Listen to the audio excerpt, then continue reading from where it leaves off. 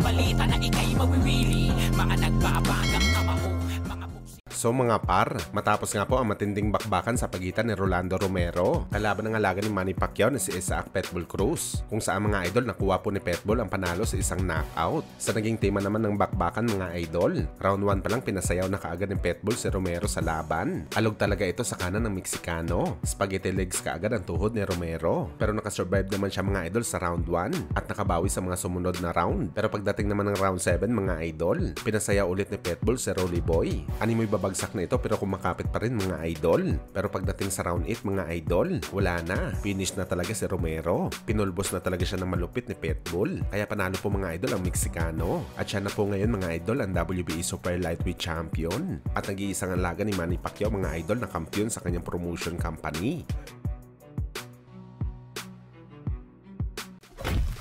Samantala matapos nga po mga idol, makuha ng dating 2 Division Champion Oscar Valdez ang panalo kontra kay Liam Wilson via knockout sa round 7 at nasungkit nito mga idol ang WBO Interim World Title na malaki mga idol ang tsansa na maging full champion kapag nanalo si Emmanuel Baquero Navarrete sa kanyang laban sa lightweight dahil automatic na mababakante ang titulo. Kung saan mga idol, hindi pa nga na-elevate bilang ganap na world champion itong si Valdez. Pinag-uusapan na po ngayon mga idol ang unification fight ni Valdez kalaban ng bagong hari sa 130 pounds at current WBC champion na si Oshaki Poster. At ang kinagandahan dito mga idol, iisang promotion lang po ang mahawa kay Valdez at Poster. Taprang promotion na din kasi mga idol itong si Poster matapos ito lumaya sa PBC. Well, isang napakagandang laban to mga idol sakaling mangyari. Parehong agresibo at pukpukan ang galawan ng dalawang fighter. Para sa atin mga idol, mas maganda pa ang laban na to kumpara sa sagupaan ni Valdez kontra kay Navarrete. Kaya sakaling may ikasa ang laban na to mga idol, markahan nyo na ang kalendaryo nyo. Siguradong busog ang mga mata natin sa bakbakan na to.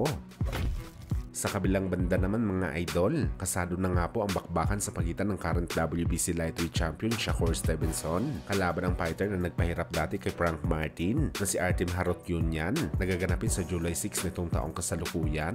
Bali unang depensa ito mga idol ni Shakur sa kanyang WBC title matapos ang controversial na panalo nito kontra kay Edwin De Los Santos. Pero kahit nakakuha na ng laban itong si Shakur mga idol, hindi pa rin naging maganda ang reaksyon ng mga kilalang personalidad sa boxing sports ang paparating na laban ni Shakur. At isa nga mga idol sa pinupukol sa 3 Division World Champion. Itila kasalanan pa nito mga idol. Bakit hindi siya nakakuha ng malaking laban? Puro daw kasi ito angas sa social media para hamunin si Devin Haney, Tank Davis at Ryan Garcia. Pero ang ending naman daw mga idol, puro mga Class B fighter lamang ang kanyang gustong labanan.